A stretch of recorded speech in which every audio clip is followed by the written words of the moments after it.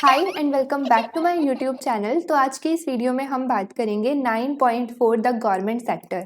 तो बेसिकली हम इस टॉपिक को क्यों पढ़ते हैं, तो क्या होता है कि अगर हमारी इकोनॉमी अच्छे से वर्क नहीं कर रही होती, जैसे कि अगर हम बात करते हैं रिसेशन की, दैट मीन्स कि हमारी इकोनॉमी के अंदर मंदी आ जाना, हमारी जीडीपी डाउन हो जाती है, प्रोडक्शन कम हो जाती है जिस टाइम पर, तो उस टाइम पर हमारी इकोनॉमी अच्छे से वर्क नहीं करती। क्योंकि अगर हमारी जीडीपी कम है, हमारी प्रोडक्शन नहीं हो पा रही जितनी होनी चाहिए, और उससे क्या होगा, प्रोडक्शन कम होती है तो हमारी अनएम्प्लॉयमेंट लेवल बहुत ज़्यादा क्रिएट हो जाता है, लोगों के पास इनकम बहुत ज़्यादा कम होती है, उसकी वजह से डिमांड कम हो जाती है इकोनॉमी के अंदर। तो ना प्रोडक्शन हो रही है ना डिमांड हो रही है, एक तरीके से इकोनॉमी अच्छे से वर्क ही नहीं कर पा रही है, रिसेशन हो रहा है, मंदी छा जाती है जब।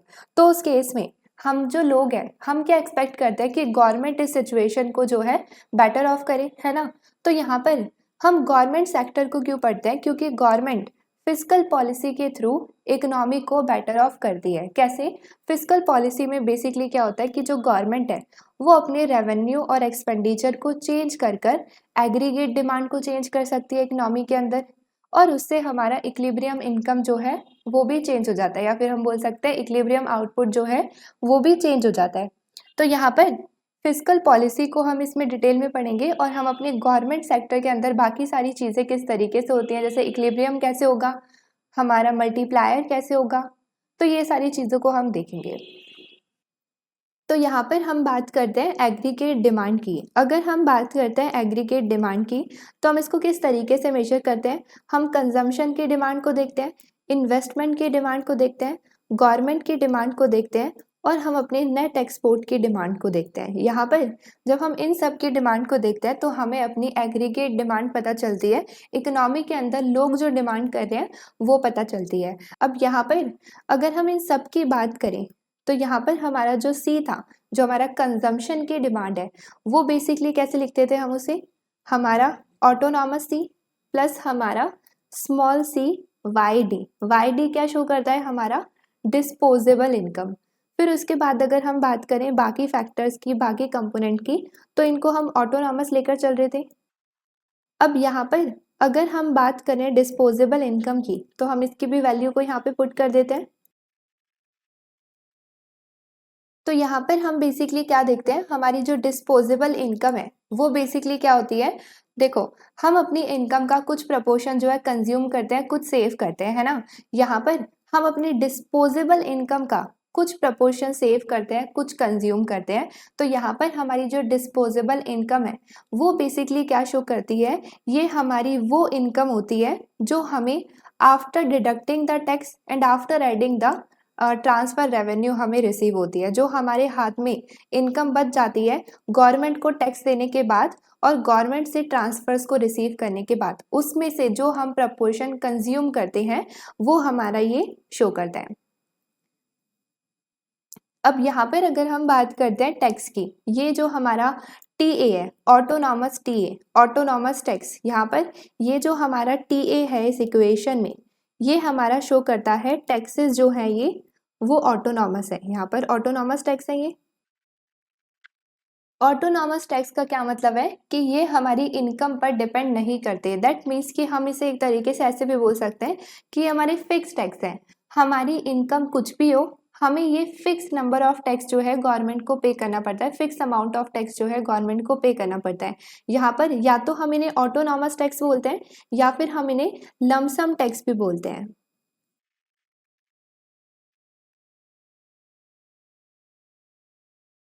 तो ये हमारा जो टैक्स है, जो हम अपनी इनकम में से माइनस कर रहे हैं, ये हमारा जो ऑटोनॉमस टैक्स है, ये बेसिकली क्या शो करता है, ये शो करता है कि ये इनकम पर डिपेंड नहीं करता। दैट मीन्स कि किसी की कितनी भी इनकम हो वो यही सेम अमाउंट ऑफ टैक्स जो है पे करेगा। ये हमारा फिक्स्ड अमाउंट ऑफ टैक्स होता है इररिस्पेक्टिव ऑफ द इनकम। किसी की कितनी भी इनकम होगी वो यही फिक्स्ड अमाउंट अपनी इनकम में से टैक्स को पे करेगा। चाहे किसी की इनकम ज़्यादा है वो भी यही टैक्स पे करेगा, चाहे किसी की इनकम कम है वो भी यही टैक्स पे करेगा। तो इसको हम बोलते हैं ऑटोनॉमस या फिर लमसम टैक्स, जो हमारी इनकम पर डिपेंड नहीं करते। बट व्हाट इफ ये अगर हमारा ऑटोनॉमस ना हो, मतलब कि व्हाट इफ अगर हमारे टैक्सेस इनकम पर डिपेंड करते हो तो क्या होगा।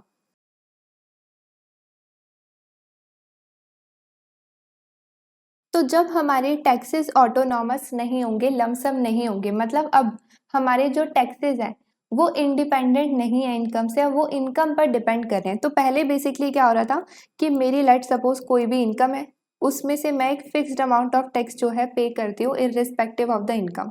अब क्या हो रहा है, अब जब हमारे टैक्सेस ऑटोनॉमस नहीं है, फिक्स नहीं है, तो मैं अपनी इनकम में से जो टैक्स माइनस कर रही हूँ वो डिपेंड करेगा मेरी इनकम पर ही। जो मेरी इनकम होगी उसका कुछ प्रपोर्शन मुझे एज अ टैक्स पे करना पड़ेगा गवर्नमेंट को, और जो मैं टैक्स पे कर रही हूँ ये वो मेरी इनकम में से माइनस होगा। तो यहाँ पर पहले हमारी इनिशियल सिचुएशन में जब हम यहाँ पर बात कर रहे थे तो यहाँ पर हम टैक्स को लेकर चल रहे थे, ये जो गवर्नमेंट को हम टैक्स पे करते हैं इसको हम लेकर चल रहे थे ऑटोनॉमस, तो हमने इसके ऊपर बार लगा दिया था। अब हम यहाँ पर नीचे टीए को क्या लेकर चल रहे हैं कि वो हमारी इनकम का कुछ प्रपोर्शन है जो हम पे कर रहे हैं और उसे हम माइनस करेंगे। तो यहाँ पर लेट सपोज अगर हम एग्जाम्पल की बात करें, तो लेट सपोज अगर हमारा टी 0.3 है, तो यहाँ पर अगर हमारा टी 0.3 है तो इसका क्या मतलब हुआ कि अब मुझे अपनी इनकम का 30% एज अ टैक्स पे करना पड़ेगा और उसको माइनस करना पड़ेगा अपनी इनकम में से। जैसे यहाँ पर मैं फिक्स्ड अमाउंट माइनस करती थी, अब मुझे अपनी इनकम में से 30% ऑफ द इनकम को माइनस करना पड़ेगा जो कि मैं एज अ टैक्स पे करूँगी। तो यहाँ पर अब हमारी इक्वेशन कैसी हो जाएगी, पहले तो हमारी जो इक्वेशन थी वो ये थी, यहाँ पर हमारी इक्वेशन ये थी, अब हम इसको रिप्लेस कर देंगे इससे।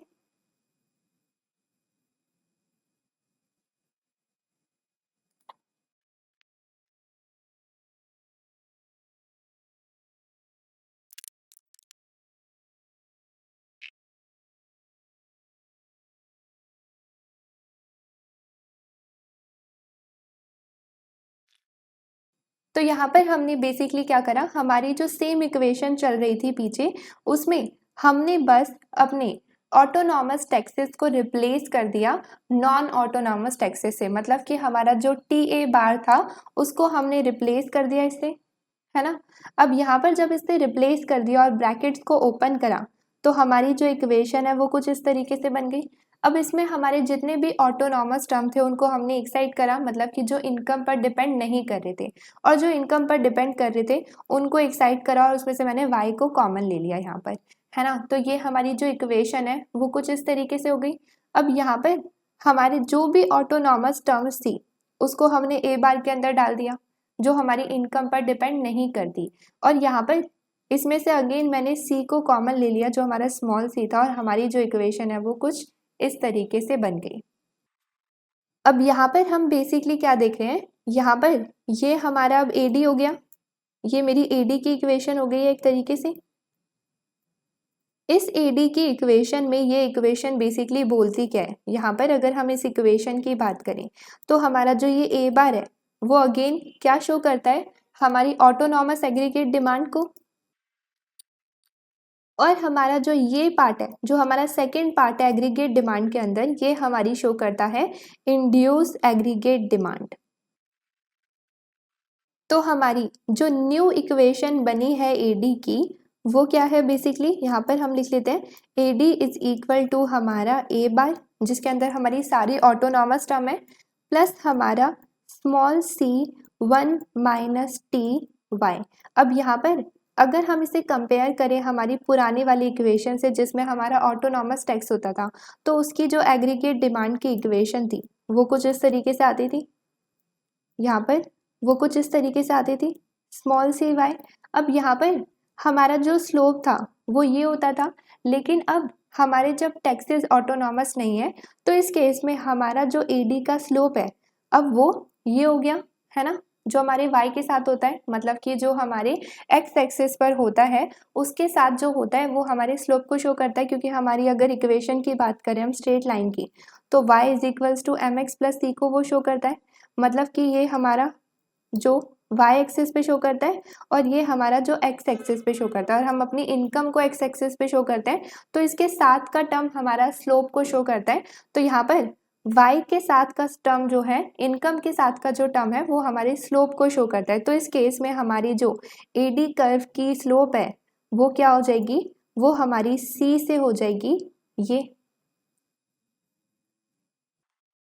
तो ये हमारी न्यू एडी की इक्वेशन होगी। अब अगर हम इसकी प्रॉपर्टीज़ की बात करें, लाइक थोड़े बहुत रिलेशन की और चीज़ों की बात करें, तो उसको हम यहाँ पर देखते हैं। अगर हम फर्स्ट पॉइंट की बात करें तो हम बात करते हैं कि हमारी एडी और वाई के बीच में एक तरीके से पॉजिटिव रिलेशन है। इनकम इंक्रीज होगी तो हमारा जो एडी है वो भी इंक्रीज होगा। अगेन पॉजिटिव रिलेशन है, डायरेक्ट रिलेशन है।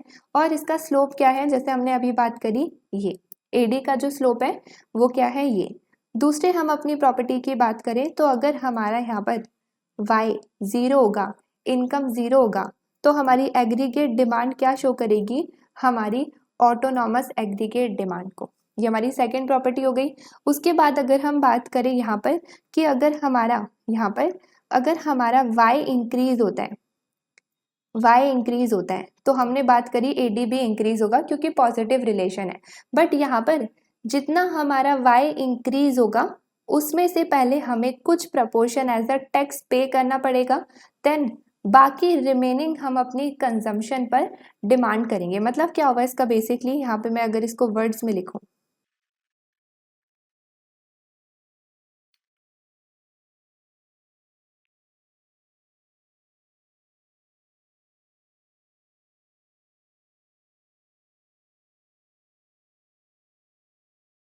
तो यहाँ पर अगर हम बात करते हैं अपने पॉइंट सी की, ए बी तो हमने कर लिए।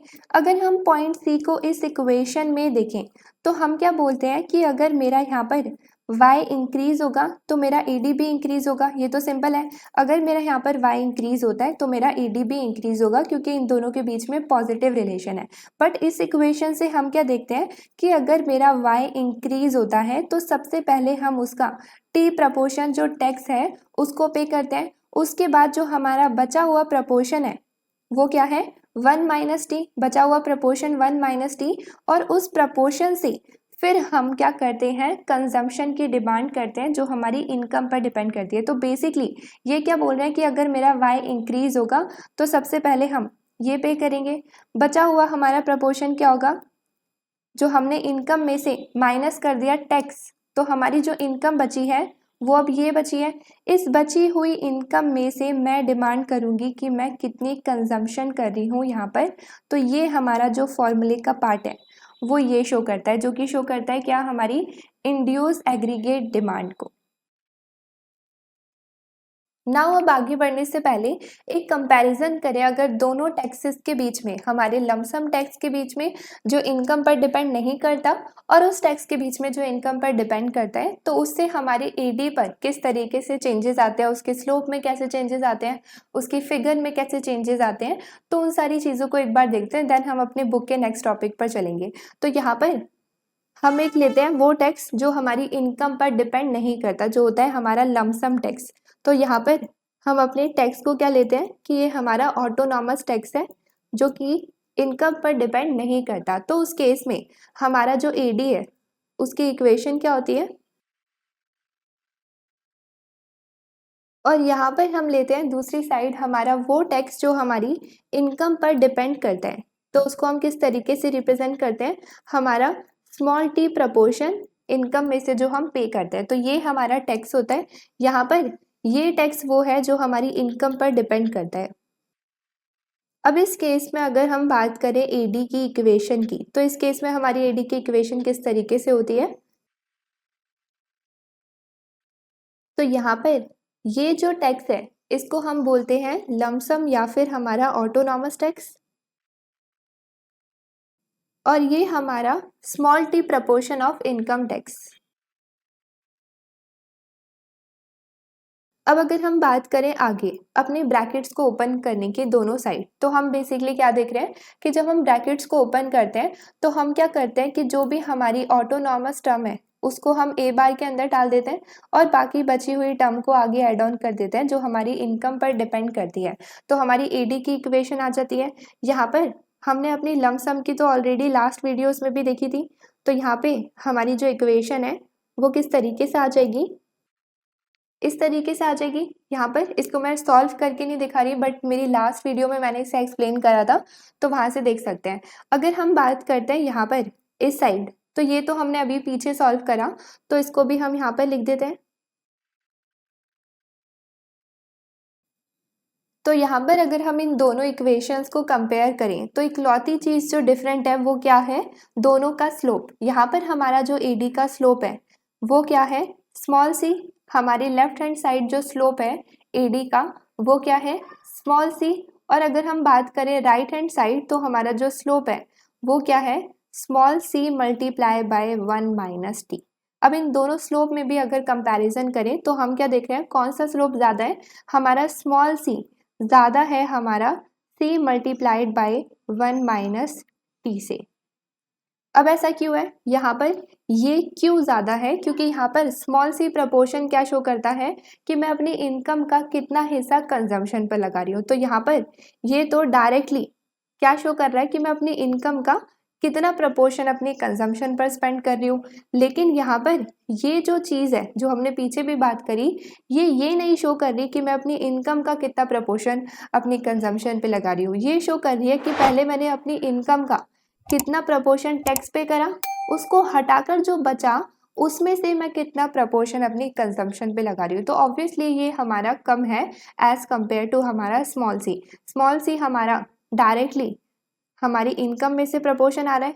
यहाँ पर हमारी इनकम में से पहले हम टैक्स को माइनस कर रहे हैं, फिर बचा हुआ जो प्रपोर्शन है, हमारा जो बचा हुआ टैक्स का प्रपोर्शन है उसकी इनकम में से हम अपने कंजम्पशन पार्ट को निकाल रहे हैं। तो यहाँ पर हमारा जो स्मॉल सी है वो ज़्यादा है इससे, हमारा जो स्मॉल सी है वो ज़्यादा है इससे। अगर हमारा स्मॉल सी इससे ज़्यादा है तो वो क्या प्रूव करता है, क्योंकि इस केस में अगर मेरा स्मॉल सी ज़्यादा है, मेरा AD का स्लोप ज़्यादा है, तो अगर मेरा AD का स्लोप ज़्यादा होगा तो हमें पता है कि मेरा जो AD कर्व है वो स्टीपर बनेगा इस केस में। और यहाँ पर अगर मेरा AD का स्लोप कम है एज़ कम्पेयर टू हमारा पार्ट 1 जहाँ पर हमारा लमसम टैक्स है, तो इस केस में हमारा जो AD का कर्व बनेगा वो फ्लैटर होगा। तो यहाँ पर हमने क्या देखा, अगर हम बात करते हैं दोनों सिचुएशन की जिसमें हमारा लमसम टैक्स है जो इनकम पर डिपेंड नहीं करता है और हमारा वो टैक्स जो इनकम पर डिपेंड करता है, तो दोनों सिचुएशन में हमारा जो AD है वो किस तरीके से रिएक्ट कर रहा है। जिसमें हमारा टैक्स इनकम पर डिपेंड नहीं करता उस केस में हमारा जो AD का स्लोप है वो ये होगा। और यहाँ पर जिस केस में हमारा जो टैक्स है वो इनकम पर डिपेंड करता है उस केस में हमारा जो स्लोप है AD का वो ये होगा। जब हम दोनों स्लोप को कंपेयर कर रहे हैं तो हम देख रहे हैं कि इस सिचुएशन में हमारा जो स्लोप है वो ज़्यादा है, इस सिचुएशन में हमारा जो स्लोप है वो हाई है। यहाँ पर ये जो स्लोप है ऑब्वियसली ये ज़्यादा है, ये वाला जो स्लोप है ये हाई है, हाई स्लोप है मतलब ये स्टीपर बनेगा। और यहाँ पर ये जो स्लोप है वो लो है एज़ कम्पेयर टू हमारी वो सिचुएशन जिससे हम कंपेयर कर रहे हैं लमसम सिचुएशन। तो इस केस में हमारा जो AD कर्व है वो as compare to this situation flatter बनेगा। ओके,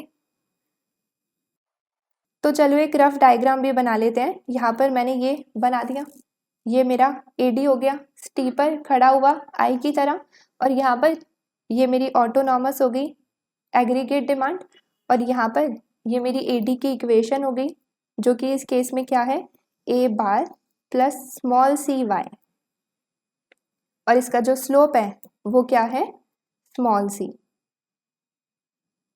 ये हम ऑलरेडी देखकर आए हैं। इस सिचुएशन में हमारा जो स्लोप है वो लो है, तो इस केस में मेरा जो कर्व बनेगा AD का वो फ्लैटर होगा। फ्लैटर होगा मतलब थोड़ा लोटा हुआ होगा एज़ कम्पेयर टू हमारी सिचुएशन लमसम वाली।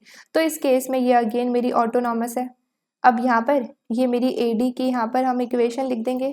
इसमें इक्वेशन बड़ी है, आई गेस मेरे को नीचे लिखना पड़ेगा, यहाँ पे हम प्लस करके लिख देते हैं। ये हमारा small c 1 minus T multiply by y, और इसका जो स्लोप है, इसका जो स्लोप है वो क्या होगा, उसको मैं यहाँ पर लिख देती हूँ, एक सेकेंड।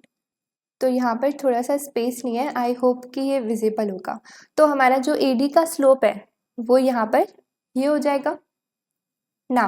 अब अगर हम कंपैरिजन करें दोनों सिचुएशन का, तो हम बेसिकली कंपैरिजन क्या कर रहे हैं, टैक्सेस का जो इनकम पर डिपेंड नहीं करते और जो इनकम पर डिपेंड करते हैं। तो यहाँ पर अगर हम अपनी फर्स्ट सिचुएशन को देखें, वो टैक्सेस जो इनकम पर डिपेंड नहीं करते उनको हम बोलते हैं लमसम टैक्स। उनका इम्पैक्ट हमारे AD पर क्या जाता है कि हमारी AD की इक्वेशन कुछ इस तरीके से बनती है और AD का जो स्लोप है वो ये होता है ना। अगर हम बात करें अपनी सेकंड सिचुएशन की, उस टैक्स की जो हमारी इनकम पर डिपेंड करते हैं, तो उसका हमारी एडी पर क्या असर होता है कि हमारी जो एडी की इक्वेशन होती है वो ये होती है और एडी का जो स्लोप होता है वो ये होता है। जब हमने दोनों के स्लोप को कंपेयर करा तो हमने क्या देखा बेसिकली कि जब हमारे टैक्सेस इनकम पर डिपेंड नहीं करते तो उस केस में हमारा जो एडी का स्लोप है वो हाई होता है, क्योंकि हमारा स्मॉल सी हाई है, ज़्यादा है। और यहाँ पर जिस सिचुएशन में हमारे टैक्सेस इनकम पर डिपेंड करते हैं उस केस में हमारा एडी का स्लोप जो है वो लो होता है एज कंपेयर टू सिचुएशन 1। तो इस केस में हमारे अगर एडी कर्व की हम बात करें ग्राफिकली, तो जिस सिचुएशन में हमारा एडी का स्लोप हाई होता है उसमें हमारा जो कर्व है एडी का वो स्टीपर बनता है। ये मैंने अपनी पार्ट 1 वीडियो में भी बताया था जिसमें हमने 9.2 को कवर किया था, है ना। तो वहाँ पे हमने इस कर्व की भी बात करी थी कि जब हमारा स्लोप हाई होता है तो क्यों स्टीपर होता है और जब लो होता है तो हमारा फ्लैटर बनता है।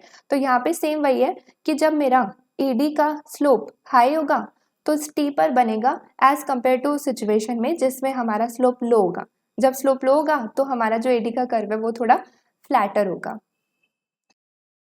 नाउ अब अगर हम बात करें बुक के टॉपिक की, तो हमारे 9.4 में जो सेकंड सब टॉपिक है वो बात करता है कि हमारा इक्विलिब्रियम लेवल ऑफ आउटपुट और इनकम क्या होगा, इक्वेशन वाइज और ग्राफिकली भी देख लेते हैं। तो हमारी इस सिचुएशन की अब हम बात करेंगे क्योंकि हम यहाँ पर 9.4 में यही बात कर रहे हैं कि जब हमारे टैक्सेस इनकम पर डिपेंड करते हैं तो हमारी यही सिचुएशन चलेगी। इसमें हम देखते हैं कि हमारा इक्विलिब्रियम लेवल ऑफ आउटपुट और इनकम क्या होगा। तो यहाँ पर अगर हम बात करते हैं इक्विलिब्रियम इनकम की, तो अगर इक्वेशन वाइज देखें तो हम अगर इक्वेशन को देखते हैं तो हमारी इक्विलिब्रियम कंडीशन क्या होती है कि जब हमारा y AD के इक्वल होगा वो हमारी इक्विलिब्रियम कंडीशन है। तो इस केस में जो भी हमने AD निकाला था पीछे उसे हम यहाँ पर पुट कर देंगे। तो पूरा सॉल्व नहीं करेंगे, जैसे कि पहले हम 4 कंपोनेंट डालें, उनकी वैल्यूज डालें, फिर ब्रैकेट ओपन करें वगैरह वगैरह, वो मैंने ऑलरेडी शो कर दिया। तो मैं यहाँ पर डायरेक्टली इसकी वैल्यू डालूंगी हमारी AD की जो हमने कैलकुलेट करी जब हमारे टैक्सेस इनकम पर डिपेंड करते थे। तो यहाँ पर ये हमारा कुछ इस तरीके से आता था। अब यहाँ पर हम इस y को इस साइड भेज देंगे, है ना। तो यहाँ पे ये हमारा ऑलरेडी y है, इस y वाले टर्म को हम इस साइड भेज देंगे तो ये हमारी इक्वेशन कुछ इस तरीके से हो जाएगी। अब यहाँ पर हम y कॉमन ले लेते हैं तो यहाँ पे क्या बचा 1 माइनस हमारा small C bracket 1 minus t। अब इस टर्म को हम नीचे भेज देंगे, वापस से यहाँ पे इस साइड भेज देंगे और यहाँ पे हम बेसिकली क्या देख रहे हैं कि ये मल्टीप्लाई हो रहा है तो यहाँ पे जाकर ये डिवाइड होगा। तो हमारा जो y है वो बेसिकली क्या आ जाएगा, तो यहाँ पर ये हमारा जो y है ये हमारा क्या शो करता है, हमारा इक्विलिब्रियम लेवल ऑफ आउटपुट, जिसको हम YO भी बोल सकते हैं क्योंकि बुक में YO गिवन है। ये हमारा इक्विलिब्रियम लेवल ऑफ आउटपुट हो गया। इसको हम किस तरीके से ड्राइव कर रहे हैं कि हम अपनी ऑटोनॉमस एग्रीगेट डिमांड को मल्टीप्लाई करते हैं जब इससे, तो हमारा इक्विलिब्रियम लेवल ऑफ आउटपुट या फिर इनकम जो है अचीव हो जाता है। किस केस में, जब हमारी इनकम पर डिपेंड करते हैं हमारे टैक्सेस। ओके, तो यहाँ पर मैं इसे हाईलाइट कर देती हूँ। अब इस सेम चीज़ को अगर हम ग्राफिकली भी देखें तो ग्राफिकली भी इसके डायग्राम में ऐसा कोई प्रॉब्लम नहीं है, बस हमारी एडी की इक्वेशन ही तो चेंज हुई है। तो यहाँ पर ये हमारा कुछ इस तरीके से बन जाएगा। यहाँ पर हम इन सबको लेबल कर देते हैं तो यहाँ पे ये अगेन हमारा ऑटोनॉमस, ये हमारा ज़ीरो, ये हमारा यहाँ पर इनकम एंड आउटपुट को शो करते हैं। हमारा y एक्सिस पे हमारा AD आ गया, ये हमारी यहाँ पर AD की इक्वेशन आ जाएगी। अब यहाँ पर इसका जो स्लोप है वो क्या है हमारा ये, अब मैं यहाँ पर स्लोप मेंशन नहीं कर रही हूँ। अगर हम बात करते हैं अब यहाँ पे इक्विलिब्रियम कंडीशन की, तो वो हमारी 45 डिग्री की लाइन पर जब इंटरसेक्ट करता है तो हम अपने इक्विलिब्रियम लेवल ऑफ आउटपुट या फिर इनकम को अचीव करते हैं। तो ये मैंने 45 डिग्री की यहाँ पर लाइन बना दी। अब यहाँ पर जो ये इंटरसेक्ट कर रही है इससे, वो इस पॉइंट पर कर रही है, तो यहाँ से मैं इसमें लाइन ड्रॉ कर दूंगी एक। ये मेरा इक्विलिब्रियम लेवल ऑफ आउटपुट हो गया जिसको हमने डिनोट करा था YO से। तो ये है हमारा इक्विलिब्रियम आउटपुट और इनकम इक्वेशन वाइज और ग्राफिकली कौन सी सिचुएशन में, जब हमारे टैक्सेस इनकम पर डिपेंड करते हैं। नाउ अब अगर हम बात करें हमारे नेक्स्ट सब टॉपिक की, तो हम बात करते हैं let's suppose change in fiscal policy. हमारी फिस्कल पॉलिसी में जब चेंजेस आएंगे उसको देखते हैं, उसका इफेक्ट क्या होगा हमारे एडी पर, उसको पढ़ते हैं। Effect of change in fiscal policy. तो हमारी फिस्कल पॉलिसी का बेसिकली क्या मतलब होता है, ये हमने स्टार्टिंग में भी बात करी थी वीडियो की, कि इसमें क्या होता है कि जब हमारी इकोनॉमी अच्छे से वर्क नहीं कर रही होती तो हम गवर्नमेंट से एक्सपेक्ट करते हैं कि गवर्नमेंट हमारी इकोनॉमी को अच्छे से रन करवाए। तो यहाँ पर हमारी फिस्कल पॉलिसी गवर्नमेंट कैसे अप्लाई करती है, जब गवर्नमेंट अपने रेवेन्यू में और अपने एक्सपेंडिचर में इकोनॉमी के अंदर चेंजेस करती है। तो जब वो इन दोनों में चेंजेस करती है तो उससे हमारा जो एडी है वो भी चेंज होता है और हमारा जो इक्विलिब्रियम लेवल ऑफ आउटपुट और इनकम है वो भी चेंज होता है। तो जिस तरीके से हमें जो भी अचीव करना होता है, ऑब्जेक्टिव होता है जो, वो हम अपनी फिस्कल पॉलिसी के थ्रू अपने एडी में चेंज करके अपने इक्विलिब्रियम को चेंज कर सकते हैं और अचीव कर सकते हैं। तो बेसिकली इसमें क्या होता है कि अगर हम बात करते हैं फिस्कल पॉलिसी की, तो फिस्कल पॉलिसी में हमारे जो गवर्नमेंट है वो अपने रेवेन्यू और एक्सपेंडिचर को चेंज करते हैं अपने हिसाब से, जो उन्हें इक्विलिब्रियम आउटपुट अचीव करना होता है। तो जब वो अपने रेवेन्यू और एक्सपेंडिचर को चेंज करते हैं तो हमारा एडी भी चेंज होता है और उसकी वजह से हमारा इक्विलिब्रियम भी चेंज होता है और जो हमें ऑब्जेक्टिव अचीव करना होता है उसको हम अचीव कर लेते हैं। नाउ अब ये किस तरीके से हमारी जो पॉलिसी है वो वर्क करती है, तो बेसिकली यहाँ पर अगर हम बात करते हैं गवर्नमेंट के रेवेन्यू और एक्सपेंडिचर की, तो हमारी गवर्नमेंट का जो रेवेन्यू है वो क्या है, टैक्सेस। जो भी टैक्स वो लोगों से कलेक्ट करते हैं वो हमारे गवर्नमेंट का रेवेन्यू है। अगर हम बात करें गवर्नमेंट के एक्सपेंडिचर की, खर्चों की, तो गवर्नमेंट के क्या खर्चे हैं, जो भी वो परचेज करते हैं गुड्स एंड सर्विसेज को, और जो भी वो ट्रांसफर पे करते हैं लोगों को, है ना, ये उनके दो खर्चे हो गए, टैक्सेस उनके रेवेन्यू हो गए। अब यहाँ पर गवर्नमेंट इन्हें चेंज कैसे करती है, तो गवर्नमेंट कैसे चेंज करती है, हो सकता है कि वो टैक्स को बढ़ा दे या कम कर दे, और सेम ऐसे ही कि हो सकता है वो अपने एक्सपेंडिचर को कम कर दे और ज़्यादा कर दे, अपने गवर्नमेंट एक्सपेंडिचर को कम कर दे या ज़्यादा कर दे। जब भी वो इनमें चेंजेस लाएगी तो हमारा एडी भी चेंज होगा और हमारा इक्विलिब्रियम भी चेंज होगा। और अगेन वही कि जो गवर्नमेंट को जिस तरीके से इकोनॉमी वर्क करानी है उस तरीके से वो अचीव कर सकते हैं। नाउ अब यहाँ पर इसको एक एग्जाम्पल के थ्रू समझते हैं। जैसे अगर हम बात करते हैं यहाँ पर, लेट सपोज हमारी इकोनॉमी के अंदर एडी जो है वो बहुत ही ज़्यादा लो हो गया।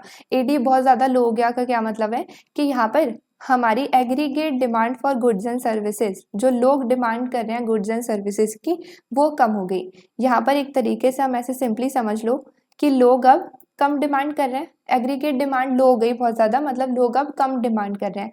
लोग कम डिमांड कब करते हैं, जब उनके पास पैसे कम होते हैं। तो यहाँ पर लोग कम डिमांड इसलिए कर रहे हैं क्योंकि उनके पास पैसे कम है। तो इस केस में हमारी इकोनॉमी को अच्छे से वर्क कराने के लिए, एडी को इंक्रीज कराने के लिए हमारी गवर्नमेंट क्या करेगी, फिस्कल पॉलिसी का यूज़ करेगी। कैसे यूज़ करेगी कि वो अपने रेवेन्यू और एक्सपेंडिचर में चेंजेस लाएगी एडी को चेंजेस करने के लिए, है ना, एडी को चेंज करने के लिए अपने रेवेन्यू और एक्सपेंडिचर में चेंजेस लाएगी। किस तरीके से, तो उसे देखते हैं। तो यहाँ पर अगर उन्हें अपने एडी को इंक्रीज करना है क्योंकि काफ़ी ज़्यादा लो है, डिमांड इतनी ज़्यादा लो है, अब देखो डिमांड ही नहीं करेगा लोग तो हमारे को प्रोडक्शन करने से क्या ही फायदा है। इकोनॉमी में तुम कितना भी प्रोड्यूस कर लो, लोग डिमांड ही नहीं कर रहे तो जो भी हम प्रोड्यूस कर रहे हैं वो वेस्ट है ना। तो यहाँ पर जब लोग डिमांड ही नहीं कर रहे, एडी लो है, तो अगेन ये इकोनॉमी के अंदर एक प्रॉब्लम ही है। इसको किस तरीके से फिस्कल पॉलिसी के थ्रू हम फिक्स कर सकते हैं, तो गवर्नमेंट क्या करेगी, वो अपने टैक्सेस को कम कर देगी। टैक्सेस को यहाँ पे कम कर देगी, चाहे वो फिक्स टैक्स हो या फिर वो डिपेंड करता हो इनकम पर, दोनों में से कोई भी टैक्स की अगर हम बात कर रहे हैं तो वो टैक्सेस को कम कर देगी। दूसरा वो क्या करेंगी, वो अपने एक्सपेंडिचर को इंक्रीज कर देगी। इन दोनों से हमारी जो डिमांड है वो इंक्रीज हो जाएगी। डिमांड कैसे इंक्रीज होगी अब उसे समझते हैं। तो यहाँ पर अगर हमारी गवर्नमेंट टैक्सेस को कम कर देगी, लोअर कर देगी अपने टैक्सेस को, तो उस केस में क्या होगा, जब लोगों को टैक्स कम देना पड़ेगा तो उनके पास ज़्यादा इनकम होगी, उनके हाथ में ज़्यादा इनकम होगी, ज़्यादा पैसे होंगे तो वो ज़्यादा डिमांड करेंगे, अगेन डिमांड इंक्रीज हो गई। दूसरे केस में क्या होगा, अगर हमारी गवर्नमेंट अपने एक्सपेंडिचर को इंक्रीज करेगी, खर्चों को इंक्रीज करेगी, मतलब कि यहाँ पर government purchases of goods and services को इंक्रीज करेगी और अपने ट्रांसफर्स को इंक्रीज करेगी, लोगों को जब हेल्प करेगी पेंशन में, स्कॉलरशिप में, तो एक तरीके से वहाँ पर भी लोगों के पास पैसे बच रहे हैं तो वो अपनी मनी को कहीं और यूज़ कर सकते हैं, डिमांड बढ़ा देंगे। और अगर हम बात करें कि हमारा जी इंक्रीज हो रहा है, तो इसको ऐसे एग्जाम्पल में समझ लेते हैं कि गवर्नमेंट जो है गुड्स एंड सर्विसेज के परचेजेस को इंक्रीज कर रही है, अपने खर्चे इंक्रीज कर रही है। कैसे, फॉर एग्जाम्पल यहाँ पर हम ले लेते हैं कि लेट सपोज हमारी जो गवर्नमेंट है उन्हें एक स्कूल बनाना है, गवर्नमेंट को एक स्कूल बनाना है। अब इस स्कूल के लिए गवर्नमेंट को चाहिए सीमेंट, गवर्नमेंट को चाहिए स्टाफ, गवर्नमेंट को चाहिए लेबर, गवर्नमेंट को चाहिए टीचर्स। तो यहाँ पर और भी बहुत सारी चीज़ें चाहिए गवर्नमेंट को चाहिए डेस्क, सारे इक्विपमेंट्स जो भी हमारे स्कूल के अंदर लगेंगे। तो यहाँ पे गवर्नमेंट को अगर एक स्कूल बनाना है तो उनको इतनी सारी चीज़ें चाहिए, उनको इक्विपमेंट्स चाहिए, डेस्क चाहिए, जो भी हमारे बोर्ड्स होते हैं, चौक होते हैं, वो सब चाहिए, टीचर्स चाहिए, लेबर्स चाहिए, उसके बाद यहाँ पर सीमेंट चाहिए बिल्डिंग खड़ी करने के लिए, और स्टाफ भी चाहिए। तो यहाँ पर जब गवर्नमेंट को एक गवर्नमेंट स्कूल बनाना है तो उन्हें इतनी सारी चीज़ें चाहिए, जिसकी वो क्या करेंगे, obviously government purchases of goods and services में वो सीमेंट को परचेज करेंगे, टीचर्स को हायर करेंगे, लेबर्स को हायर करेंगे, इक्विपमेंट्स को खरीदेंगे। तो उससे क्या होगा, गवर्नमेंट जब ये सारे खर्चे करेगी, ये सारे एक्सपेंडिचर करेगी, तो लोगों को इसके बदले में पैसे देगी। तो इसमें क्या होगा, लोगों के पास हाथ में ज़्यादा पैसा आएगा, लोगों के पास ज़्यादा पैसा आएगा तो लोग क्या करेंगे, अपनी डिमांड को और इंक्रीज कर देंगे। तो हम देख सकते हैं कि फिस्कल पॉलिसी के थ्रू जो हमारी गवर्नमेंट है वो किस तरीके से एडी को चेंज कर सकती है अपने अकॉर्डिंग। ओके, तो अब यहाँ पर हमने थ्योरेटिकली देख लिया कि हमारी गवर्नमेंट पॉलिसी के थ्रू हम किस तरीके से एग्रीगेट डिमांड को इंक्रीज कर सकते हैं, है ना, लोगों की डिमांड को इकोनॉमी के अंदर इंक्रीज कर सकते हैं गुड्स एंड सर्विसेज के लिए। अगर हम इसे ग्राफिकली देखें तो यहाँ पे क्या होगा, लेट सपोज हमारी जो गवर्नमेंट है वो अपने government purchases of goods and services को इंक्रीज कर देती है। जब हमारा ये इंक्रीज हो जाएगा तो हम इसे इस तरीके से भी बोल सकते हैं कि हमारा जो ये जी है, हमारा जो जी बार होता है, जो इनकम पर डिपेंड नहीं करता है, वो हमारे ऑटोनॉमस एग्रीगेट डिमांड के अंदर इंक्लूड होता है। अगर हमारा ये इंक्रीज हो जाएगा मतलब ये भी इंक्रीज हो जाएगा, मतलब कि हमारा एडी भी जो है वो इंक्रीज हो जाएगा। एडी इंक्रीज हो जाएगा तो वो हमारा अपवर्ड शिफ्ट कर जाएगा, बट पैरेलल शिफ्ट करेगा, क्योंकि स्लोप में तो अगेन कोई भी चेंजेस नहीं आ रहे। और इस केस में जब हम डायग्राम बना रहे हैं तो लेट सपोज हम लेकर चल रहे हैं कि हमारी जो इनकम है उस पर टैक्सेस डिपेंड करते हैं। तो यहाँ पर इसका ग्राफ बना लेते हैं हम। ये हमने इस तरीके से बना दिया। यहाँ पर इनिशियल सिचुएशन को ड्रॉ करते हैं पहले। तो ये मेरी 45 डिग्री की लाइन हो गई। यहाँ पर मैंने अपना पुराना एडी बना दिया। अब इसको मैं प्लॉट कर देती हूँ।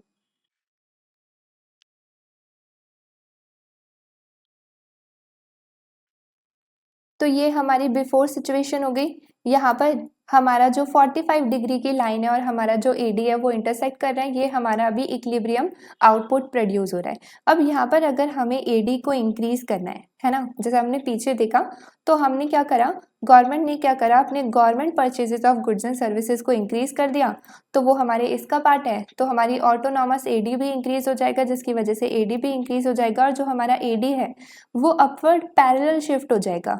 तो यहाँ पर हम उसे पैरेलल शिफ्ट कर देते हैं। लेट सपोज मैं उसे बना देती हूँ येलो में। तो ये मैंने पैरेलल शिफ्ट कर दिया, थोड़ा पैरेलल है नहीं बट लेट्स अज्यूम कि ये पैरेलल है। तो ये हमने पैरेलल शिफ्ट कर दिया। तो मेरी जो न्यू इक्वेशन है एडी की, मैं उसे ले लेती हूँ AD1। यहाँ पर ये हमारा ऑटोनॉमस को भी मैं ले लेती हूँ 1, नीचे वाले को हम ले लेते हैं 0, क्योंकि हमारे ऑटोनॉमस में चेंजेस आए हैं। बाकी हमारी सारी चीज़ें सेम है, तो उसे हम एज इट इज़ लिख देंगे। ये हमारा यहाँ पे इसका ऑटोनॉमस हो गया।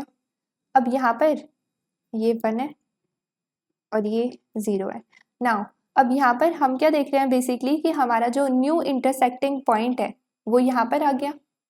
यहाँ पर मेरा जो y है, मेरा जो इक्विलिब्रियम लेवल ऑफ आउटपुट और इनकम है वो यहाँ पे कहीं है, और जो मेरा AD है वो भी पहले से इंक्रीज हो गया और वो यहाँ पर आ गया। तो हम ग्राफिकली भी सेम सिचुएशन को देख सकते हैं कि हमारी जो है गवर्नमेंट किस तरीके से फिस्कल पॉलिसी के थ्रू हमारी इक्विलिब्रियम लेवल ऑफ आउटपुट और इनकम में चेंजेस लाती रहती है। तो अब यहाँ पर हमारा थ्योरेटिकली हो गया, ग्राफिकली हो गया। अब इस सेम चेंज को अगर हम बात करें इक्वेशन वाइज तो उसे भी हम एक बार देख लेते हैं आगे। यहाँ पर अगर हम अपनी इक्वेशन की बात करें तो हमारी जो इक्वेशन है इक्विलिब्रियम की वो क्या होती है, y इज इक्वल टू हमारा AD। तो यहाँ पर हम अपनी ADs की वैल्यू डालते हैं और हमने देखा था कि हमारी जो इक्विलिब्रियम कंडीशन थी वो क्या आ गई थी। ये इसको मैं दोबारा से ड्राइव नहीं करी क्योंकि ये मैंने ऑलरेडी पीछे वाली स्लाइड्स में कैलकुलेट करी थी। और यहाँ पर आता है हमारा ए बार की वैल्यूज़ को एक बार मैं नीचे मेंशन कर देती हूँ। ओके, तो अब यहाँ पर अगर हम अपने एग्जाम्पल को देखें, अगर हम यहाँ पर जब हम यहाँ पर जी को इंक्रीज करते हैं और ये हमारा ऑटोनॉमस है, मतलब कि ये इनकम पर डिपेंड नहीं कर रहा है, तो यहाँ पर जब हमारा ये इंक्रीज होता है तो हमने देखा था कि हमारा ये भी इंक्रीज हो जाएगा। हम इक्वेशन वाइज भी देखते हैं, अगर हमारा ये इंक्रीज हो जाता है तो मतलब हमारा ये भी इंक्रीज हो जाएगा, है ना, और हमारा एडी भी जो है इंक्रीज हो जाएगा क्योंकि ये हमारे एडी का ही पार्ट है ना। ये सारी चीजें हम देख कर आए हैं। अब यहाँ पर अगर हम इस सेम चीज को इस तरीके से लिखें, यहाँ पर अगर हम इस सेम चीज को इक्वेशन वाइज यहाँ पर लिखें तो हम इसको इस तरीके से मेंशन कर सकते हैं कि हमारे y में जो चेंजेस आए हैं वो कितने आएंगे, अगेन हमारा this whole term multiply by हमारा change in G, autonomous G. तो यहाँ पर हम इसे बेसिकली क्या शो कर रहे हैं कि जहाँ पर मेरा जी इंक्रीज हुआ है ना, तो मेरा वाई भी जो है इंक्रीज होगा, बट कितना इंक्रीज होगा, अगेन मल्टीप्लायर वाली बात है, कितना इंक्रीज होगा, इसके जितना। जब हम अपने चेंज को इससे मल्टीप्लाई करेंगे तो हमारा जो ओवरऑल चेंज है वो हमारे y का चेंज शो करेगा, जैसे मैंने अपनी नीचे वाली इक्वेशन में मेंशन करा है। यहाँ पर अगर हम बात करते हैं यहाँ पे, तो अगर मेरा g इंक्रीज हुआ है, g में चेंजेस आए हैं, यहाँ पर जो ये मेरा चेंज है, ये जो मेरा a बार में चेंज आया है वो इस क्वांटिटी का आया है, जो मेरे g में चेंजेस आए हैं, तो मेरे g में चेंजेस आने की वजह से मेरा y जो है वो कितना चेंज होगा, इन दोनों का मल्टीप्लिकेशन। तो यहाँ पर हमारा जो ये पार्ट है इस इक्वेशन का, हमारा जो ये पार्ट है वो अगेन क्या शो कर रहा है, मल्टीप्लायर, जिसको हम डिनोट करते हैं इस तरीके से। तो यहाँ पर अगर हम बात करें कि हमारे y में कितने चेंजेस आए, अगर हमारा g इंक्रीज हुआ है तो हम इसको सिंपली इस तरीके से बोल सकते हैं ग्राफिकली देखकर कि हमारे y में कितने चेंजेस आए, हमारे y0 से लेकर y1 तक। तो जो हमने ग्राफ में देखा था यहाँ पर, तो हम देख सकते हैं कि मेरे g में इंक्रीज होने से y में कितना चेंज आया, इतना चेंज आया। So we can further write it as हमारा change in y is equal to हमारा multiplier multiply by change in हमारा ऑटोनॉमस g, क्या है हमारा y0y1, जो हमारी इसकी डिस्टेंस है वो हमारी चेंज इन y को शो कर रही है। और हम इस सेम मल्टीप्लायर इफेक्ट को अपने डायग्राम में भी देख सकते हैं, जैसे कि हम बात करते हैं कि अगर इसमें चेंजेस आए तो हमारा y में कितना चेंजेस आएगा, सेम चेंजेस आएगा, कम आएगा या ज़्यादा आएगा। तो ऑब्वियसली जितना इसमें चेंज आया है उससे ज़्यादा हमारा यहाँ पर y चेंज होगा। तो इसको हम ग्राफिकली भी देख सकते हैं, जैसे हमने अपनी लास्ट वीडियो में देखा था। यहाँ पर अगर मैं इसे ड्रॉ करती हूँ, ये मैं लाइन ड्रॉ करती हूँ तो ये एक ट्रायंगल बन जाएगा। यहाँ पर ये जो हमारी डिस्टेंस होगी और ये जो हमारी डिस्टेंस होगी वो सेम होगी, क्योंकि यहाँ पे ये 90 डिग्री बनाता है और ये एंगल हमारा 45 है इसकी वजह से, और यहाँ पर ये 45 है ये 90 है, तो तीनों का सम 180 होता है, तो ये भी 45 हो जाएगा। जब ये दोनों 45 हो गए तो ये लाइन इक्वल होंगी, और यहाँ पर ये डिस्टेंस हमारा चेंज इन y को शो कर रही है, तो हमारी जो ये कंप्लीट डिस्टेंस है वो भी हमारी चेंज इन y को शो करेगी। बट हमारी जो इन दोनों लाइन के बीच की ये डिस्टेंस है वो हमारी शो करती है g के चेंज को, ऑटोनॉमस g के चेंज को। तो हम यहाँ से भी देख सकते हैं कि मेरा जो चेंज इन y है वो ज़्यादा है चेंज इन ऑटोनॉमस g से, मतलब जो मेरे g में चेंजेस आए उससे ज़्यादा मेरे y में चेंजेस आए, जो कि हमारा मल्टीप्लायर इफेक्ट शो करता है। ओके, तो अगर हम बात करते हैं यहाँ पर दो इक्वेशंस की, अगेन हमारी टैक्स जो कि हमारा डिपेंड करता है इनकम पर, जो कि डिपेंड करता है इनकम पर नहीं, तो यहाँ पर दोनों की हम इक्विलिब्रियम सिचुएशन को लिख देते हैं y is equal to AD वाली। तो यहाँ पर जिसमें हमारा टैक्स इनकम पर डिपेंड नहीं करता उस केस में हमारी इक्वेशन कुछ इस तरीके से होती थी, और यहाँ पर ये जो हमारा A बार है इसके अंदर कौन सी चीज़ें इंक्लूडेड होती थी, हमारा C बार प्लस में हमारा स्मॉल c ट्रांसफर्स माइनस में हमारा small c lump sum tax plus में हमारा i प्लस में g प्लस में nx। देन अगर हम बात करें दूसरी सिचुएशन की, तो हमारी दूसरी सिचुएशन क्या है, अगेन इक्विलिब्रियम कंडीशन तो सेम है, बट हमारी इक्वेशन जो है वो चेंज हो जाएगी। तो यहाँ पे हमारी जो इक्वेशन है वो कुछ इस तरीके से बनती है। यहाँ पर हमारी ए बार के अंदर कौन सी चीज़ें इंक्लूडेड है, तो यहाँ पर अगर हम दोनों सिचुएशंस की बात करें और अगर हम बात करते हैं फिस्कल पॉलिसी की, तो हम क्या देख रहे हैं, अगर मैं जनरली बात करती हूँ टैक्स के अलावा, तो टैक्स के अलावा अगर हमारे government purchases of goods and services increase होते हैं और अगर हमारी ट्रांसफर्स इंक्रीज करती है गवर्नमेंट, मतलब गवर्नमेंट अपने एक्सपेंडिचर्स को इंक्रीज करती है, ये हमारी एक्सपेंडिचर्स की बात हो गई। तो जब हमारी गवर्नमेंट एक्सपेंडिचर्स को इंक्रीज करती है तो उसका इम्पैक्ट क्या जाता है, जब ये दोनों इंक्रीज होते हैं तो हमारी ऑटोनॉमस एग्रीगेट डिमांड इंक्रीज हो जाती है, जिसकी वजह से एडी इंक्रीज हो जाता है, अपवर्ड शिफ्ट हो जाता है पैरेलल, और उस केस में हमारा क्या होता है, वाई भी इंक्रीज हो जाता है। ये दोनों केसेस में कॉमन चीज़ है ना। उसके बाद अगर हम टैक्स की बात करते हैं, क्योंकि दोनों केसेस में हम टैक्स को डिफरेंट ले रहे हैं, तो यहाँ पर अगर हम बात करते हैं टैक्स की, तो अगर गवर्नमेंट को एडी इंक्रीज करना है तो उस केस में हमारी जो गवर्नमेंट है वो टैक्सेस को लो करती है, जैसे हमने पढ़ा।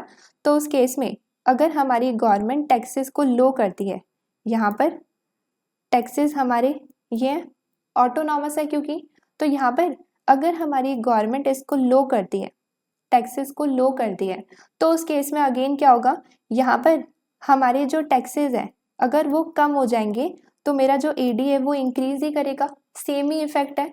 मतलब यहाँ पर इन दोनों का भी सेम इफेक्ट है, हमारा जो एडी है वो इंक्रीज ही होगा क्योंकि यहाँ पर हमारा ऑटोनॉमस एडी इंक्रीज हो जाएगा अगेन, तो एडी इंक्रीज हो जाएगा और वाई भी इंक्रीज हो जाएगा, सेम इफेक्ट। और यहाँ पर अगर हमारे टैक्स बढ़ गए तो इसका जस्ट अपोजिट इफेक्ट। तो यहाँ पर ये चीज़ बिल्कुल क्लियर है। अगेन इसमें शिफ्ट ही हो रहा है, तीनों में हमारा जो एडी है वो अपवर्ड शिफ्ट होगा, जिसकी वजह से हमारा जो वाई है वो भी इंक्रीज हो जाएगा, हमारा इक्विलिब्रियम लेवल ऑफ आउटपुट और इनकम भी इंक्रीज हो जाएगा। अब अगर हम बात करते हैं यहाँ पर इस सिचुएशन की कि जिसमें हमारा टैक्स इनकम पर डिपेंड है, ओके। अब अगर इसमें चेंजेस आ रहे हैं, तो यहाँ पर अगर इसमें चेंजेस आ रहे हैं तो ये तो हमारे इससे रिलेटेड ही नहीं है ना। इसमें चेंजेस आ रहा है तो हमारा ए बार में तो कोई भी चेंजेस नहीं आ रहे। तो इस सिचुएशन में क्या होगा, जब गवर्नमेंट यहाँ पर टैक्स लो करेगी, जब हमारी गवर्नमेंट यहाँ पर ये टैक्स लो करेगी हमारे एडी को इंक्रीज करने के लिए, तो उस सिचुएशन में क्या होगा, तो यहाँ पर क्या होता है कि यहाँ पे हमारा जो ये टैक्स है ये हमारे ऑटोनॉमस के अंदर नहीं आता, ये हमारा इसके अंदर आता है, और ये चीज़ क्या है, हमारा स्लोप, हमारा एडी का स्लोप। तो इस सिचुएशन में क्या होगा, अगर हमारा ये टैक्स कम होता है तो ये हमारी ग्राफ की सिचुएशन है, ये मैंने 45 डिग्री की लाइन बना दी, ये मैंने यहाँ पे बना दिया एडी, ये मेरा एडी है। मैं इक्वेशन नहीं लिख रही हूँ बट मैंने ले दिया ये इनिशियल एडी, ये मेरी 45 डिग्री की लाइन हो गई जहाँ पे मेरा वाई एडी के इक्वल होता है। यहाँ पे मेरा इनकम एंड आउटपुट आ गया, यहाँ पे मेरा एडी आ गया, ये मेरा ऑटोनॉमस है अगेन, यहाँ पे ये मेरी 45 डिग्री की लाइन है, ये मेरा इक्विलिब्रियम है, ओके। अब यहाँ पर ये मेरा इक्विलिब्रियम लेवल ऑफ आउटपुट और इनकम है और ये मेरा एडी है। अब इस सिचुएशन में जब मेरी गवर्नमेंट एडी को इंक्रीज करने के लिए ये वाला टैक्स कम करती है जो कि इनकम पर डिपेंड करता है, तो इससे हमारे ए बार पर तो कोई भी इम्पैक्ट नहीं जा रहा, मतलब मेरा जो ए बार है वो तो सेम है, ये चीज़ समझ आई। ए बार मेरा सेम है क्योंकि यहाँ पर क्या हो रहा है, मेरा ए बार के अंदर ये टैक्स इंक्लूड ही नहीं है, तो ए बार तो मेरा सेम है। तो यहाँ पर ये जो टी है वो किससे रिलेटेड है, इससे रिलेटेड है, जो कि क्या है, हमारा स्लोप। तो यहाँ पर अगर मेरा टी कम हो जाता है, अगर यहाँ पर मेरा जो टी है वो कम हो जाता है, तो सिचुएशन में क्या होगा, मेरी ये जो ओवरऑल वैल्यू है वो क्या हो जाएगी, इंक्रीज हो जाएगी। तो यहाँ पर मैं इस सेम चीज़ को लिख देती हूँ, अगर मेरा यहाँ पर ये कम होता है तो उस केस में मेरा जो स्लोप है वो इंक्रीज हो जाएगा। स्लोप इंक्रीज होता है तो उस केस में हमारा जो कर्व है वो पहले से और खड़ा हुआ हो जाएगा और स्टीपर हो जाएगा। तो यहाँ पर मेरे ग्राफ में क्या चेंजेस आएंगे इस बार, ये मेरा जो ग्राफ है ये मेरा ये इनिशियल पॉइंट सेम रहेगा ए बार में क्योंकि कोई भी चेंजेस नहीं आए, तो मेरे ग्राफ में क्या चेंजेस आएंगे कि यहाँ पर मेरा जो ग्राफ है वो थोड़ा पहले से और स्टीपर बन जाएगा। जब वो पहले से और स्टीपर बन जाएगा तो वो कुछ इस तरीके से हो जाएगा। यहाँ पर न्यू इंटरसेक्टिंग पॉइंट यहाँ पर आ जाएगा और इसमें मैं क्या देख रही हूँ कि मेरा जो एडी है वो भी पहले से इंक्रीज हो गया और मेरा इक्विलिब्रियम लेवल ऑफ आउटपुट और इनकम भी इंक्रीज हो गया। तो इस सिचुएशन में जब मेरा स्लोप स्टीपर बन जाएगा तो उस केस में मेरा जो एडी है वो अगेन इंक्रीज हो जाएगा और जो मेरा वाई है वो भी इंक्रीज हो जाएगा। तो यहाँ पर हमने बेसिकली क्या देखा कि ये जो सिचुएशन है ये हमारी सेम है दोनों केस में, दोनों टैक्सेस के केस में ये सिचुएशन सेम है।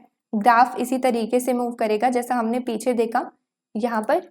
लेकिन अगर एक सेकेंड यहाँ पर, लेकिन अगर हम बात करते हैं टैक्सेस की तो यहाँ पर जब इस टैक्स की बात हो रही है तो अगेन ग्राफ पीछे की तरह ही बनेगा, क्योंकि अगेन हमारा जो ये है इंक्रीज हो रहा है, इसकी वजह से हमारा जो एडी है वो अपवर्ड शिफ्ट करेगा पैरेलल। लेकिन यहाँ पर हमारा ये सेम है, ऑटोनॉमस एडी हमारा सेम है, तो हमारा इसमें स्लोप चेंज हो रहा है, इसलिए हमारी जो ग्राफ की सिचुएशन है वो इस तरीके से शो की जाएगी और हमारा एडी इस तरीके से इंक्रीज होगा और हमारा equilibrium level of output and income इस तरीके से इंक्रीज होगा। नाउ अब अगर हम बात करें 9.4 के लास्ट टॉपिक की तो वो है हमारा ऑटोमेटिक स्टेबलाइजर। तो उसे हम आगे देखते हैं।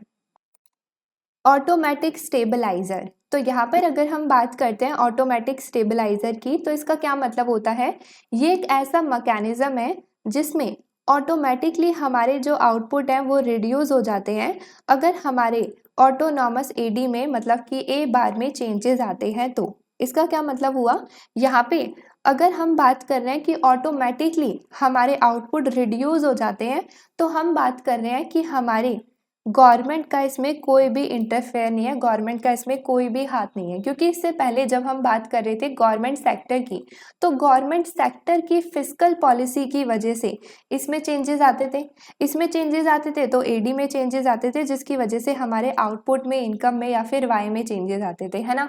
लेकिन यहाँ पर हम अपने ऑटोमेटिकली स्टेबलाइजर में क्या बात कर रहे हैं कि हमारे गवर्नमेंट का कोई भी रोल नहीं है। अब जो हमारे ए बार में चेंजेस आएंगे वो गवर्नमेंट के चेंज करने से नहीं आएंगे, क्योंकि गवर्नमेंट कुछ भी रोल नहीं है तो कुछ भी चेंज नहीं कर रहा है।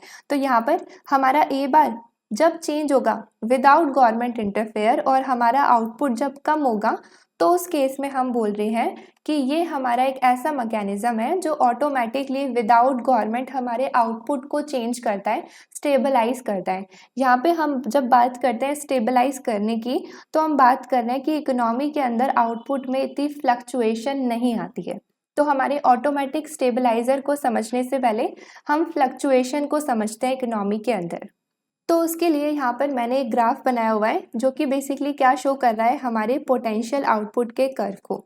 ये हमारा जो कर्व है, ये जो ब्लैक लाइन मैंने यहाँ पर ड्रॉ करी हुई है, ये हमारा कर्व शो करता है किस चीज़ को, पोटेंशियल आउटपुट को इकोनॉमी के अंदर जो प्रोड्यूस हो रहा है। इसका क्या मतलब हुआ, पोटेंशियल आउटपुट का बेसिकली क्या मतलब होता है, हमारी फुल लेवल ऑफ एम्प्लॉयमेंट में जो आउटपुट प्रोड्यूस हो रहा है वो। मतलब कि यहाँ पर हम बात करते हैं कि हमारे फैक्टर ऑफ प्रोडक्शन जो है वो फुली एम्प्लॉयड है, और अगर वो फुली एम्प्लॉयड है तो जो वो मैक्सिमम आउटपुट प्रोड्यूस कर रहे हैं, उसको हम बोल रहे हैं वो हमारी इकोनॉमी का पोटेंशियल आउटपुट है। ओके, अब यहाँ पर हमारी इकोनॉमी के अंदर जो पोटेंशियल आउटपुट है वो हमारी इकोनॉमी के अंदर जो आउटपुट प्रोड्यूस हो रहा है उससे मैच भी तो होना चाहिए, है ना। तो यहाँ पर हम अपने ग्राफ में फ्लक्चुएशन को देख सकते हैं।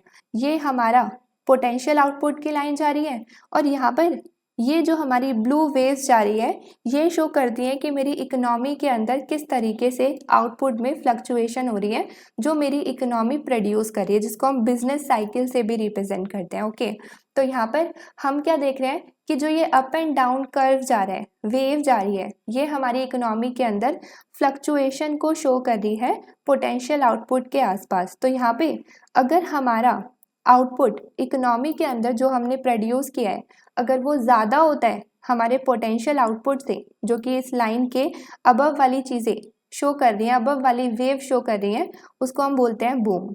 और अगर हम बात करते हैं कि हमारे पोटेंशियल आउटपुट से हमारी इकोनॉमी ने कम प्रोड्यूस करा है तो वो हमारा रिसेशन को शो करता है इकोनॉमी के अंदर। नाउ अब अगर हम बात करें बूम एंड रिसेशन की, तो इस पीरियड में होता क्या है? अगर हम बात करते हैं बूम पीरियड की, तो बूम पीरियड का क्या मतलब है कि मेरे इकोनॉमी के अंदर आउटपुट ज़्यादा प्रोड्यूस हो रहे हैं एज़ कम्पेयर टू जो हमारा पोटेंशियल आउटपुट है। इसका क्या मतलब हुआ? इस पीरियड में हम शो करते हैं कि हमारी जो डिमांड है इकोनॉमी के अंदर वो बहुत ज़्यादा हो रही है। डिमांड बहुत ज़्यादा कर रहे हैं लोग, इसलिए हमारे आउटपुट भी जो है ज़्यादा प्रोड्यूस हो रहे हैं as compare to potential output. But यहाँ पर डिमांड ज़्यादा हो रही है तो अनएम्प्लॉयमेंट भी कम हो रही है, क्योंकि डिमांड के साथ साथ हम प्रोडक्शन को भी इंक्रीज करते हैं तो अनएम्प्लॉयमेंट लो है।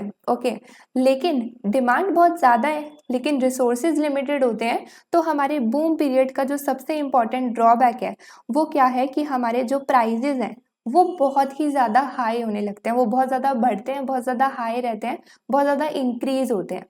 तो ये हमारा बूम पीरियड है और हमें यहाँ से पोटेंशियल आउटपुट के आसपास होना चाहिए, बूम पर नहीं होना चाहिए। ओके, तो यहाँ पे बूम भी हमारी एक तरीके से फ्लक्चुएशन है इकोनॉमी के अंदर हमारे आउटपुट की।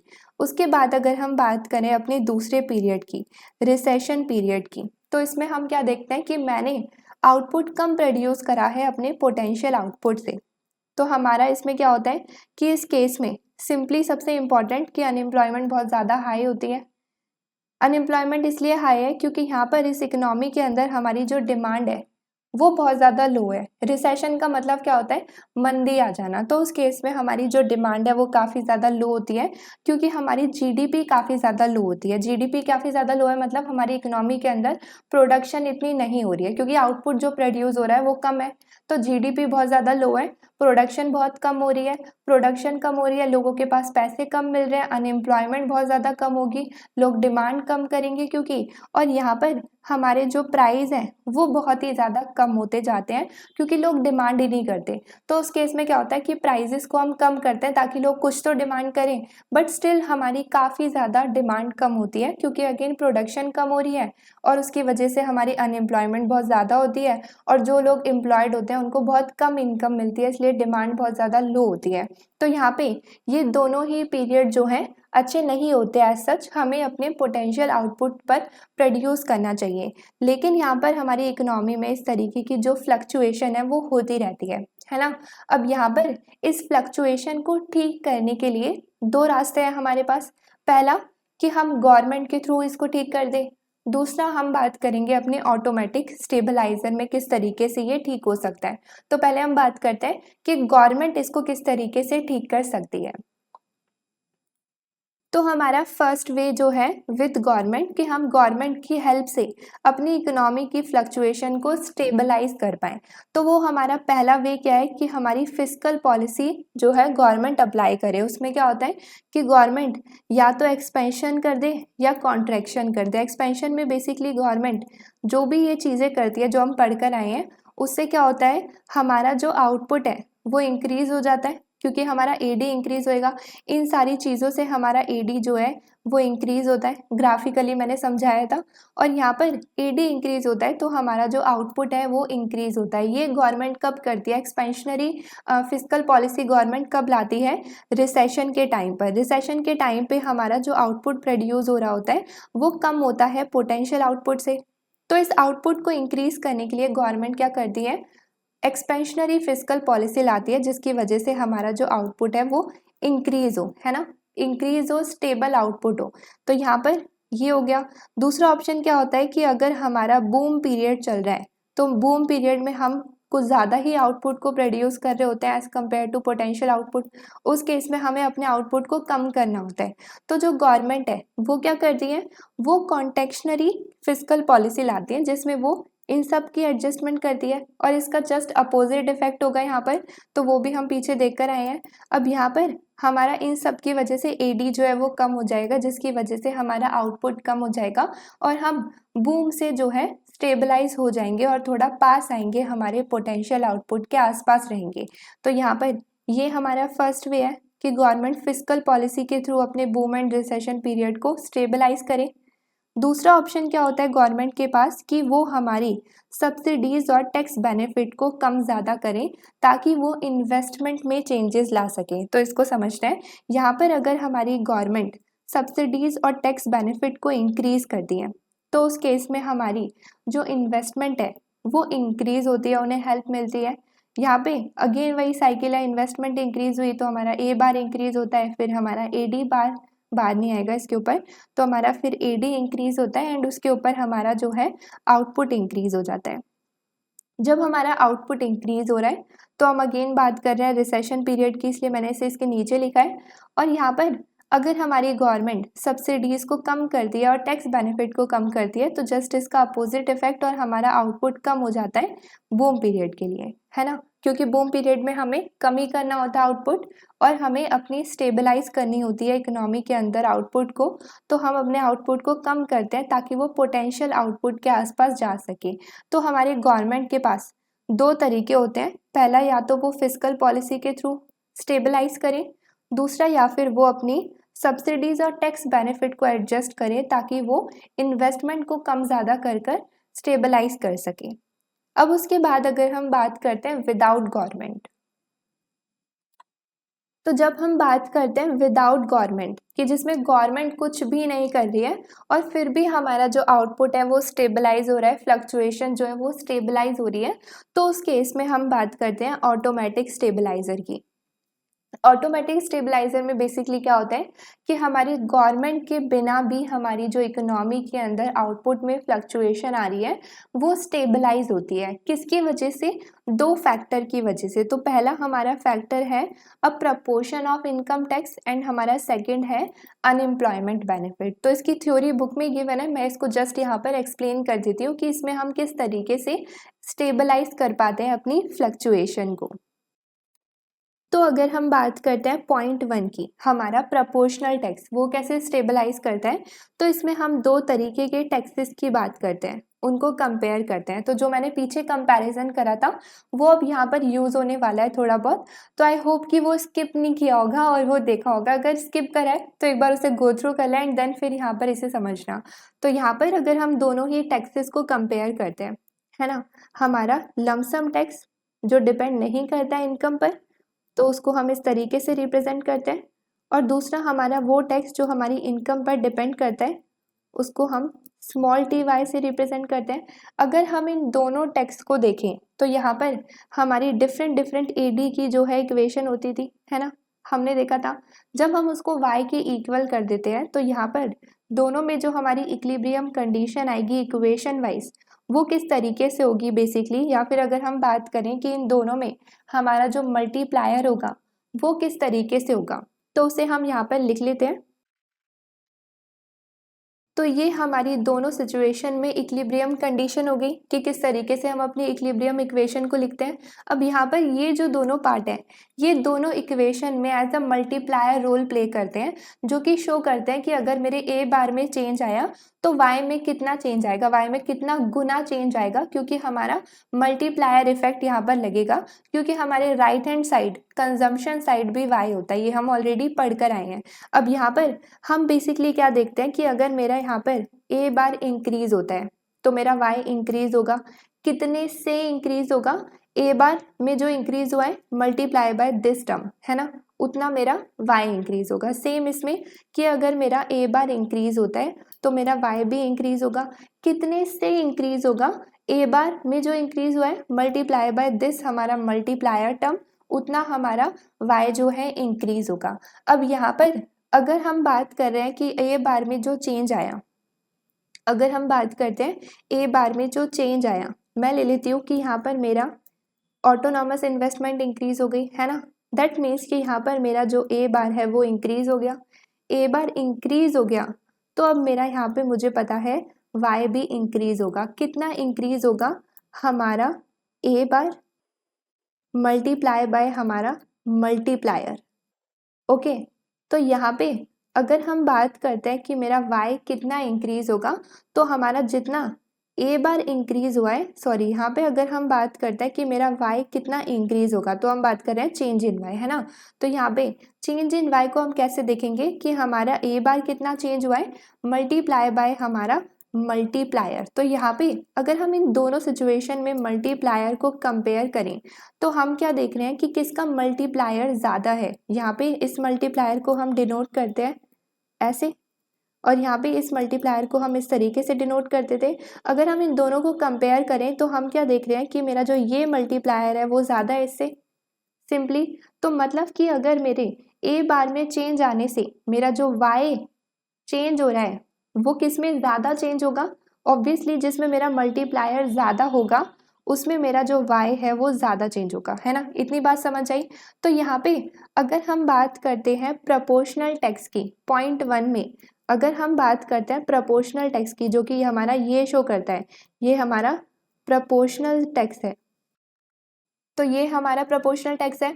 तो इसमें हम बेसिकली क्या देखते हैं, अगर हम इकोनॉमी के अंदर प्रोपोर्शनल टैक्स लेते हैं, लमसम टैक्स को नहीं लेते, तो हमारी इकोनॉमी के अंदर जो ए बार में चेंजेस आएंगे उसकी वजह से जो हमारा वाई में चेंजेस आएंगे, अगर हमारे ए बार में इंक्रीज होगा तो हमारा जो वाई में इंक्रीज होगा वो प्रोपोर्शनल टैक्स में कम इंक्रीज होगा। मतलब हमारा वाई जो इंक्रीज होगा वो प्रोपोर्शनल टैक्स में कम इंक्रीज होगा, लेस इंक्रीज होगा एज कंपेयर टू कि हमारा यहाँ पर लमसम टैक्स में जो वाई इंक्रीज हो रहा है, क्योंकि लमसम टैक्स में जो हमारा वाई इंक्रीज होगा वो ज़्यादा होगा। ज़्यादा इसलिए होगा क्योंकि उसका मल्टीप्लायर, यहाँ पर उसका जो मल्टीप्लायर है वो भी ज़्यादा है, मल्टीप्लायर ज़्यादा है।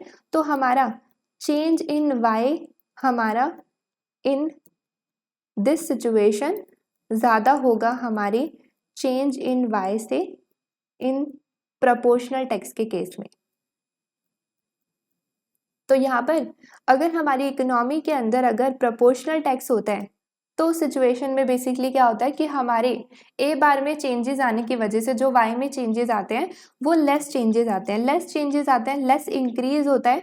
तो हमारी fluctuation as compare to in this situation economy के अंदर कम होती है। हमारा जो वाई है वो इतना इंक्रीज नहीं होता है प्रोपोर्शनल टैक्स में, और फ्लक्चुएशन भी इसलिए फिर कम आती है। इसलिए हम बोलते हैं कि हमारा ये एक तरीके से ऑटोमेटिक स्टेबलाइजर है। अगर हम प्रोपोर्शनल टैक्स को लेकर चलते हैं तो हमारा जो वाई है वो इंक्रीज तो होता है बट वो लेस इंक्रीज होता है as compare to lump sum tax की सिचुएशन में। इसलिए हमारे प्रोपोर्शनल टैक्स की सिचुएशन में हमारी इकोनॉमी के अंदर फ्लक्चुएशन कम आती है। तो ये हमारा पॉइंट 1 डिस्क्राइब करता है। अब अगर हम बात करें पॉइंट 2 की, तो यहाँ पर हमने केस 1 में क्या देखा कि हमारा जो वाई इंक्रीज होता है वो लेस इंक्रीज होता है प्रोपोर्शनल टैक्स के केस में। अब अगर हम बात करें केस 2 की, वो बात करते हैं अनएम्प्लॉयमेंट बेनिफिट की। अनएम्प्लॉयमेंट बेनिफिट की वजह से भी हमारा जो है इकोनॉमी स्टेबलाइज होती है, उसमें कम फ्लक्चुएशन होती है आउटपुट के अंदर।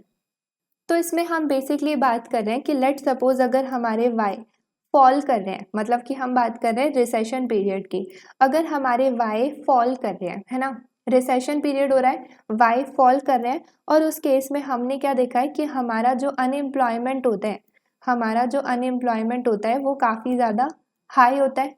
अब इस हाई अनएम्प्लॉयमेंट में जब हमारे वाई फॉल कर रहे हैं, रिसेशन हो रहा है, तो उस केस में हम इसको किस तरीके से रोकें कि वाई फॉल ना करे, कम ना हो हमारे पोटेंशियल आउटपुट से। तो उस केस में हम बेसिकली क्या करते हैं, अगर हम इस सिचुएशन को ऐसे ही रहने देंगे तो वाई ज़्यादा फॉल करेगा, लेकिन हम वाई को जो ये फॉल कर रहा है उसको कम कैसे कर सकते हैं कि यहाँ पर इस सिचुएशन में हम अपने जो ये अनएम्प्लॉयमेंट लोग हैं, क्योंकि अनएम्प्लॉयमेंट काफ़ी ज़्यादा हाई है, तो जो ये हमारे अनएम्प्लॉयमेंट लोग हैं उनको हम क्या करें, अनएम्प्लॉयमेंट बेनिफिट दें, उनको हम अनएम्प्लॉयमेंट बेनिफिट प्रोवाइड करें। तो यहाँ पे अगर हम उन्हें अनएम्प्लॉयमेंट बेनिफिट को प्रोवाइड करेंगे तो एक तरीके से ये क्या है कि वो काम नहीं कर रहे बट स्टिल हम उन्हें अनएम्प्लॉयमेंट बेनिफिट्स दे रहे हैं कि वो अपना खर्चा पानी चला सकें। तो इस तरीके से जब गवर्नमेंट उन्हें अनएम्प्लॉयमेंट बेनिफिट दे रही है तो एक तरीके से गवर्नमेंट उन्हें क्या दे रही है, ट्रांसफ़र रिसीव्स को। तो यहाँ पे हमारे जो ट्रांसफ़र रिसीव्स हैं अनएम्प्लॉयमेंट बेनिफिट को देने से वो इंक्रीज़ हो जाएंगे। जब हमारे ट्रांसफ़र रिसीव्स इंक्रीज़ हो जाएंगे तो उस केस में क्या होता है, अगर हमारा टीआर इंक्रीज़ हो जाता है तो हमारा ए बार भी थोड़ा सा इंक्रीज़ हो जाएगा, पहले के कंपैरिजन में हमारा जो ए बार है वो इंक्रीज़ हो जाएगा और हमारा एडी भी जो है इंक्रीज़ हो जाएगा यहाँ पर एडीपी जो है इंक्रीज हो जाएगा और जो हमारा आउटपुट लेवल है वो भी पहले से बेटर हो जाएगा। तो यहाँ पर जब रिसेशन के टाइम पर हमारा जो आउटपुट है, हमारी जो इनकम है, जब वो फॉल कर रही होती है ना, तो उस केस में हमारी अनएम्प्लॉयमेंट बहुत ज़्यादा हाई होती है। अनएम्प्लॉयमेंट हाई होती है और इस सिचुएशन को हम ऐसे ही छोड़ दें तो हमारा आउटपुट तो फॉल करेगा ही, लेकिन उस फॉल आउटपुट में अगर हम अनएम्प्लॉयमेंट बेनिफिट लोगों को प्रोवाइड करने लगे तो हमारा टीआर जो है इंक्रीज हो जाएगा, जिसकी वजह से हमारा आउटपुट कुछ ना कुछ तो इंक्रीज होगा, है ना। तो यहाँ पर इस सिचुएशन में हम बेसिकली बात करते हैं कि अब यहाँ पे हमारा जो वाई फॉल कर रहा है वो लेस फॉल करेगा एज कम्पेयर टू जब हम अनएम्प्लॉयमेंट बेनिफिट प्रोवाइड नहीं करेंगे। तो यहाँ पे इन दोनों से हमारी जो इकोनॉमी के अंदर फ्लक्चुएशन है वो स्टेबलाइज हो पाती है और यहाँ पे गवर्नमेंट का ऐसा कोई रोल नहीं होता है, तो इसलिए इसको हम बोलते हैं ऑटोमेटिक स्टेबलाइजर। तो यहाँ पे अब हमारा 9.4 कम्प्लीटली ओवर होता है। आई होप कि आज की वीडियो में आपको सब कुछ अच्छे से समझ आया होगा। अगर आपको कोई भी डाउट है तो आप नीचे कमेंट सेशन में अपना डाउट कमेंट कर सकते हैं। अगर आपको मेरी वीडियो पसंद आई है तो इसे लाइक, शेयर एंड सब्सक्राइब ज़रूर करें। मिलते हैं हम अब अपनी नेक्स्ट वीडियो में, तब तक के लिए बाय बाय।